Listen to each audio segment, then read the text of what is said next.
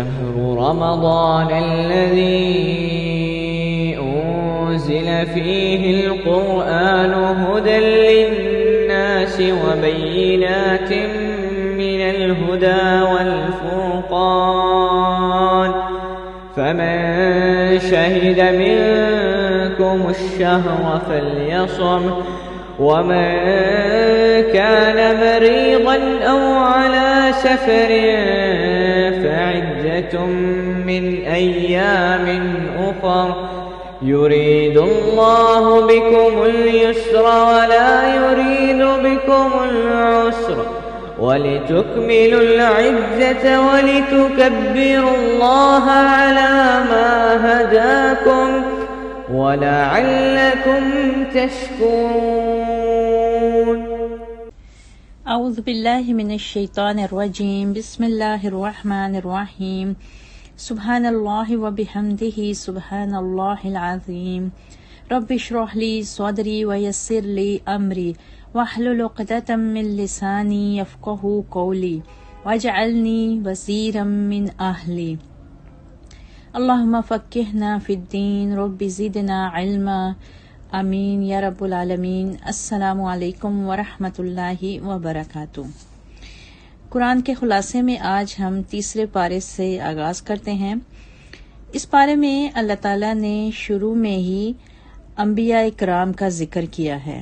تلک الرسل فضلنا بعضهم علی بعض۔ اللہ تعالیٰ نے اس بات کا ذکر کیا کہ بعض رسولوں کو دوسرے رسولوں پر فضیلت حاصل ہے۔ ان میں سے بعض نے اللہ تعالیٰ کے ساتھ کلام کیا اور بعض کے درجات کو اللہ تعالیٰ نے بلند کیا، اور یہ بات بالکل واضح ہے کہ تمام رسولوں میں سب سے زیادہ بلند مقام پیارے نبی صلی اللہ علیہ وآلہ وسلم کا ہے۔ اس پارے کے آغاز میں ہی اللہ تعالیٰ نے ایک بہت ہی پیاری اور بہت ہی فضیلت والی آیت رکھی ہے، جو کہ آیت الکرسی ہے اور قرآن مجید کی سب سے افضل آیت ہے۔ اس کے بہت سے فضائل احادیث میں موجود ہیں۔ حدیث میں آتا ہے کہ جو شخص رات کو اپنے بستر پر آئے اور آیت الکرسی کو پڑھ لے تو صبح تک ایک فرشتہ اس کی حفاظت کرتا ہے اور شیطان بھی اس کے نزدیک نہیں آتا۔ ایک اور حدیث سے ہمیں آیت الکرسی کی عظمت اور برکت کا اندازہ ہوتا ہے، جس میں نبی کریم صلی اللہ علیہ وآلہ وسلم نے بتایا ہے کہ ہر فرض نماز کے بعد آیت الکرسی پڑھنا جنت میں جانے کا باعث ہے۔ آپ صلی اللہ علیہ وسلم نے فرمایا، جس نے ہر فرض نماز کے بعد آیت الکرسی پڑھی، اس کے اور جنت میں داخل ہونے کے درمیان موت کے علاوہ اور کوئی رکاوٹ نہیں۔ آیت الکرسی میں اللہ تعالیٰ نے عرش کے بعد اپنی ایک بڑی تخلیق یعنی کرسی کا ذکر کیا ہے۔ اللہ تعالیٰ کی کرسی اتنی بڑی ہے کہ اس نے زمین اور آسمان کو گھیرا ہوا ہے۔ آیت الکرسی کے بعد اللہ تعالیٰ نے اس بات کا ذکر کیا کہ دین میں کوئی جبر نہیں ہے، لا اکراہ فی الدین۔ جو کوئی بھی طاغوت کا انکار کرتا ہے اور اللہ پر ایمان لے آتا ہے، وہ ایک مضبوط رسی کو تھام لیتا ہے۔ مزید اللہ تعالیٰ نے ذکر کیا کہ اللہ ایمان لانے والوں کا دوست ہے اور ان کو اندھیروں سے نکال کر روشنیوں کی سمت لے کر آتا ہے، جبکہ شیطان اور طاغوت کی دوستی اللہ کا انکار کرنے والوں کے ساتھ ہے۔ یہ شیاطین کفر کرنے والوں کو روشنیوں سے نکال کر واپس اندھیروں میں دھکیل دیتے ہیں، اور ایسے لوگ جہنمی ہیں اور وہ اس میں ہمیشہ کے لیے رہیں گے۔ اللہم اجرنا من النار، آمین۔ پھر مزید اگلی آیات میں اللہ تعالیٰ نے بہت سے اہم واقعات کو بھی بیان کیا ہے۔ پہلا واقعہ حضرت ابراہیم علیہ السلام کا دربار نمرود میں نمرود کے ساتھ اللہ کی ذات کے بارے میں مناظرہ بتایا گیا ہے۔ جس وقت ابراہیم علیہ السلام دربار نمرود میں جا کر اللہ کی توحید کی تبلیغ کرتے ہیں تو ابراہیم علیہ السلام اللہ تعالیٰ کی ذات کے بارے میں کہتے ہیں، میرا پروردگار وہ ہے جو زندہ بھی کرتا ہے اور مارتا بھی ہے۔ جواب میں نمرود کہتا ہے، انا احیی و امید، میں بھی مارتا ہوں اور زندہ کرتا ہوں۔ اس ظالم نے ایک مجرم کو آزاد کر دیا اور ایک بے گناہ کو موت کے گھاٹ اتار دیا۔ حضرت ابراہیم علیہ السلام اس مکر کو دیکھ کر کہتے ہیں کہ بے شک اللہ تعالیٰ سورج کو مشرق سے لے کر آتا ہے اور پس تو اس کو مغرب سے لے کر آ دکھا۔ یہ بات سن کر نمرود کے لبوں پر بالکل خاموشی چھا جاتی ہے، اس لیے کہ وہ جانتا ہے کہ اس مطالبے کو پورا کرنا اس کے لیے ممکن نہیں ہے۔ اس واقعے سے یہ سبق ملتا ہے کہ حق اور باطل کی کشمکش میں اگر کوئی بحث کو الجھانے کی کوشش کرتا ہے تو بحث کو ایک نقطے تک محدود نہیں رکھنا چاہیے، بلکہ محکم اور واضح اور ٹھوس دلائل پیش کر کے باطل کی سرکوبی کر دینی چاہیے انشاءاللہ تعالی۔ اس کے بعد اللہ تعالیٰ نے عزیر علیہ السلام کے اس واقعے کا بھی ذکر کیا اس بارے میں کہ وہ ایک اجڑی ہوئی بستی کے پاس سے گزرے اور کہا کہ یہ بستی کیوں کر دوبارہ زندہ ہوگی۔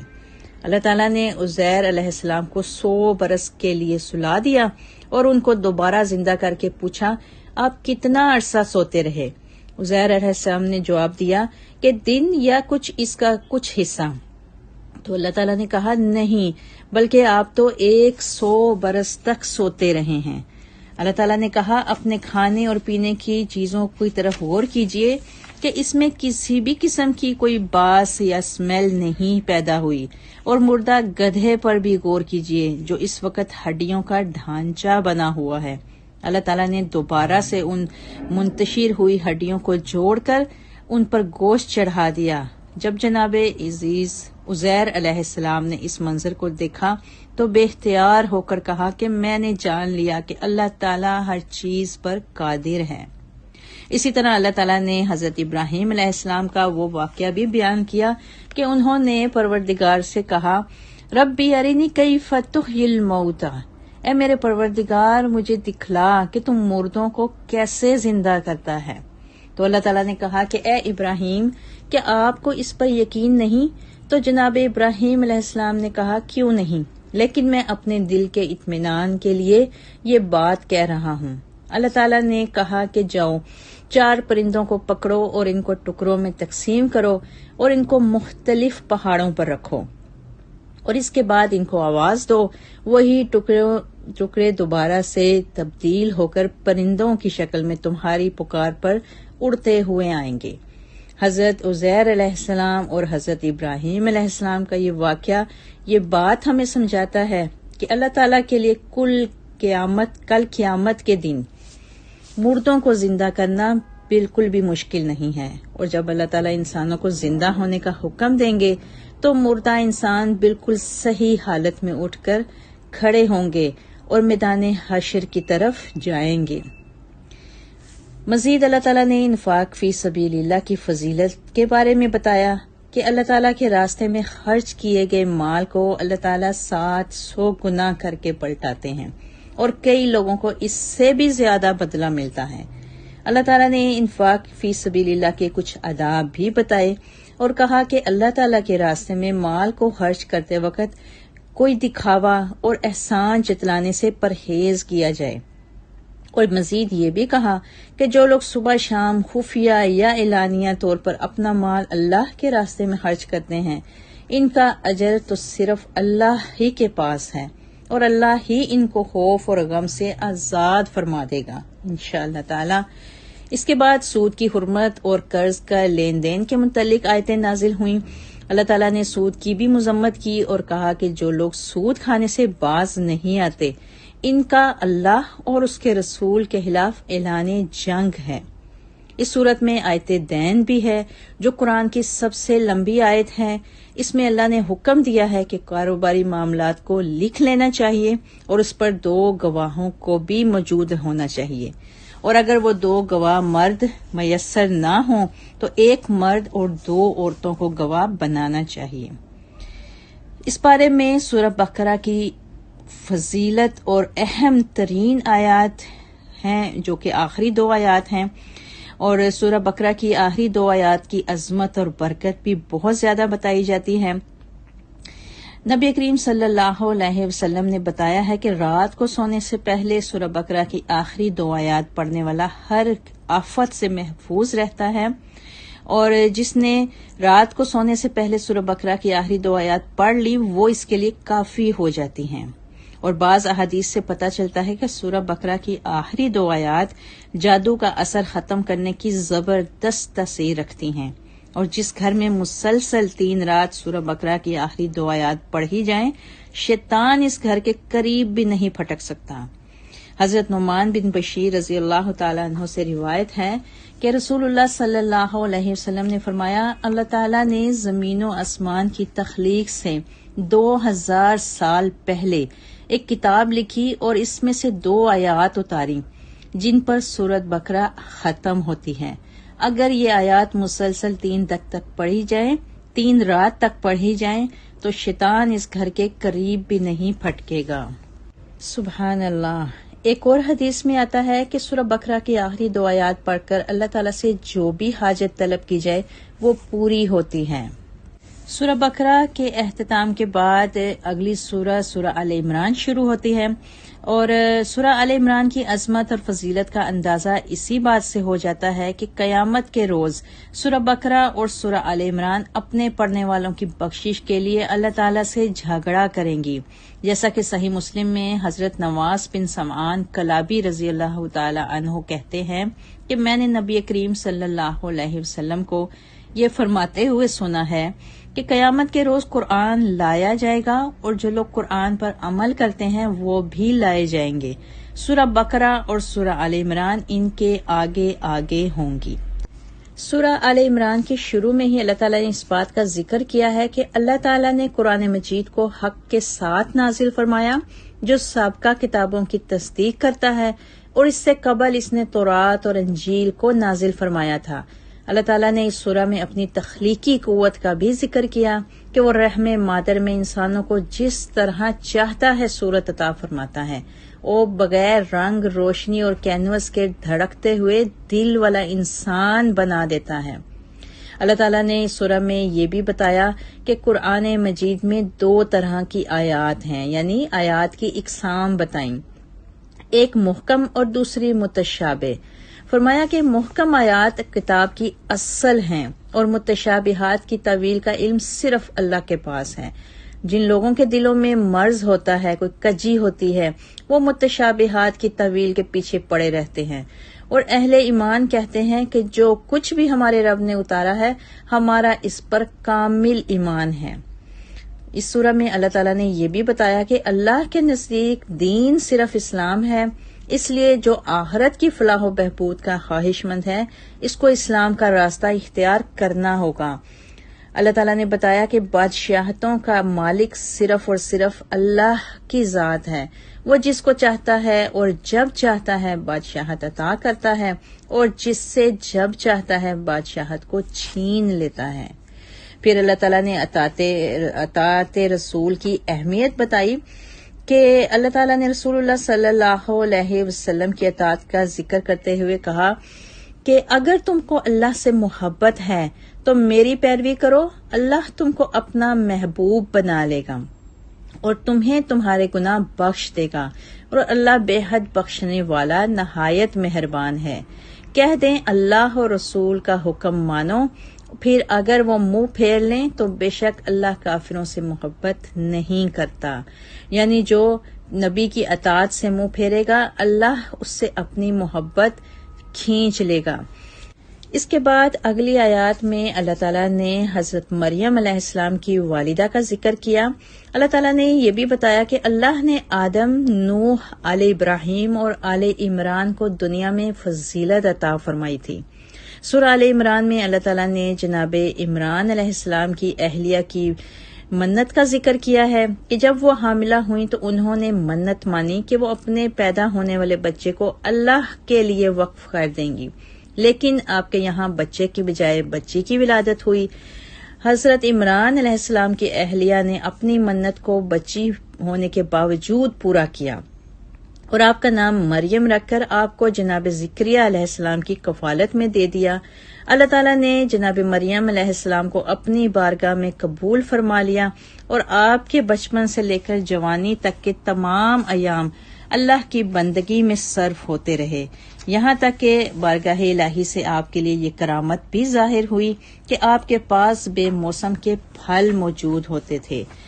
بڑھاپے میں پھر اولاد کا معجزہ بھی اللہ تعالیٰ نے اس بارے میں دکھایا کہ حضرت زکریا علیہ السلام جو مریم علیہ السلام کے خالو بھی تھے، ایک دن اس محراب میں داخل ہوئے جہاں سیدہ مریم علیہ السلام عبادت میں مشغول رہتی تھیں۔ انہوں نے سیدہ مریم سے پوچھا کہ آپ کے پاس یہ بے موسم کے پھل کہاں سے آتے ہیں؟ انہوں نے کہا، اللہ کی طرف سے آتے ہیں، وہ جس کو چاہتا ہے بلا حساب رزق دیتا ہے۔ سورہ آل عمران آیت 38، هو من عند اللہ ان اللہ یرزق من یشاء بغیر حساب۔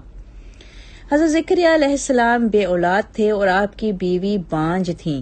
سیدہ مریم کے پاس بے موسم کے پھل دیکھ کر زکریا علیہ السلام بھی رحمت الہی سے پر امید ہو گئے، اور آپ نے سوچا کہ اگر مریم کو بے موسم کے پھل مل سکتے ہیں تو مجھے بے موسم کی اولاد کیوں نہیں مل سکتی؟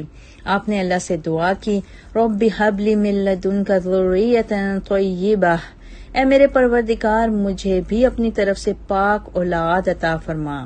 حضرت زکریا علیہ السلام محراب میں نماز ادا فرما رہے تھے کہ فرشتے نے آپ کو پکار کر کہا، آپ کو اللہ تعالیٰ کی طرف سے یحییٰ نامی پارسا اور سردار اور نیک نبی بیٹے کی بشارت ہو۔ اس کے بعد اللہ تعالیٰ نے اس بات کا ذکر کیا کہ فرشتوں نے پکار کر سیدہ مریم کو کہا کہ اللہ نے آپ کو بلند مرتبہ عطا کیا ہے اور آپ کو پاکیزگی اور طہارت عطا فرمائی ہے اور آپ کو جہانوں کی عورتوں سے بلند فرما دیا ہے۔ اے مریم، آپ اپنے رب کی بندگی اختیار کریں اور باقاعدگی اور باجماعت رکوع اور سجدہ کیا کریں۔ اس کے بعد اللہ تعالیٰ نے جناب مریم علیہ السلام کی سیدنا عیسیٰ علیہ السلام کی معجزاتی ولادت کا ذکر کیا۔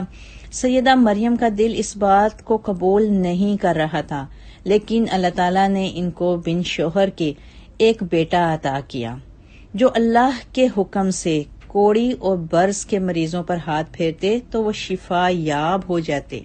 حضرت عیسیٰ علیہ السلام بنی اسرائیل کے لوگوں کو اللہ کے حکم سے گھر میں کھائے جانے اور باقی رہ جانے والے کھانے کی بھی خبر دیتے تھے۔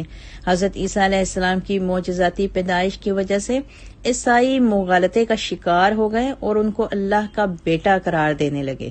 اس پر اللہ تعالیٰ نے فرمایا کہ بے شک عیسیٰ علیہ السلام کی مثال اللہ کے نزدیک آدم جیسی ہے، جن کو اللہ نے بن باپ اور بن ماں کے مٹی سے پیدا کیا اور کہا کہ ہو جا تو وہ ہو گئے۔ پھر آگے مزید آیات میں عیسائیوں کے مباہلے کے چیلنج کا ذکر ہے۔ نجران کے عیسائی پادری حضرت محمد صلی اللہ علیہ وسلم سے عیسیٰ علیہ السلام کی ولادت کے بارے میں بحث کرنے کے بعد لاجواب ہو گئے تھے، لیکن حقیقت کو تسلیم کرنے پر آمادہ نہ ہوئے، جس پر پیارے نبی صلی اللہ علیہ وسلم نے ان کو مباہلے کا چیلنج دیا کہ تم اگر حق کو تسلیم نہیں کرتے تو اپنے نفوس، بیٹوں اور عورتوں کو لے کر آؤ، پس اللہ کی لعنت ہو جھوٹوں پر۔ رسول اللہ صلی اللہ علیہ وسلم جب حضرت علی، حضرت فاطمہ، حضرت حسن اور حضرت حسین رضی اللہ تعالی عنہم کے ساتھ میدان مباہلہ میں نکلے تو نجران کے پادریوں نے مباہلے کا چیلنج قبول کرنے سے انکار کر دیا۔ آگے آیات میں پھر اللہ تعالیٰ نے حضرت عیسیٰ علیہ السلام کے دنیا سے چلے جانے اور دوبارہ ان کے نزول ہونے کا ذکر فرمایا اور کہا کہ کفار حضرت عیسیٰ علیہ السلام کی جان کے در پہ تھے۔ اللہ نے حضرت عیسیٰ علیہ السلام کو بشارت دی کہ میں آپ کو زندہ اٹھا لوں گا اور کفار آپ کا بال بھی بیکا نہیں کر سکیں گے۔ اللہ تعالیٰ نے بعد ازاں اپنے وعدے کو پورا فرمایا اور حضرت عیسیٰ علیہ السلام کو زندہ آسمانوں کی طرف اٹھا لیا، اور اب جناب عیسیٰ علیہ السلام قیامت سے قبل دمشق کی جامع مسجد کے مشرقی مینار پر اتریں گے اور دجال کے فتنے کا خاتمہ کریں گے انشاءاللہ تعالی۔ اس کے بعد اللہ تعالیٰ نے یہ بھی بتایا کہ عیسائی اور یہودی حضرت ابراہیم علیہ السلام کے بارے میں غلط کہتے تھے کہ وہ یہودی اور عیسائی تھے، جبکہ اللہ تعالیٰ نے تورات اور انجیل کو ان کے بعد نازل فرمایا تھا۔ کیا پہلے آنے والا بعد میں آنے والی کتابوں کا پیروکار ہو سکتا ہے؟ اللہ نے کہا وہ تو یک طرفہ مسلمان تھے۔ پھر اس کے بعد اگلی آیات میں میثاق انبیاء علیہ السلام کا ذکر کیا گیا۔ اللہ تعالیٰ نے عالم ارواح میں رسول اللہ صلی اللہ علیہ وسلم کے مقام کا بھی ذکر کیا ہے۔ کہ عالم ارواح میں اللہ نے انبیاء کی روحوں سے اس بات کا عہد لیا تھا کہ اگر ان کی زندگی میں رسول اللہ صلی اللہ علیہ وسلم آ جائیں تو پھر ان پر ایمان لانا اور ان کی حمایت کرنا گروہ انبیاء پر لازم ہوگا۔ رسول اللہ صلی اللہ علیہ وسلم امام الانبیاء ہے اور یہ مسلمانوں کے لیے باعث شرف ہے کہ ان کو رسول اللہ صلی اللہ علیہ وسلم جیسا رسول حاصل ہوا، لہٰذا ہم سب کو اس نعمت اور احسان پر اللہ کا شکر ادا کرنا چاہیے۔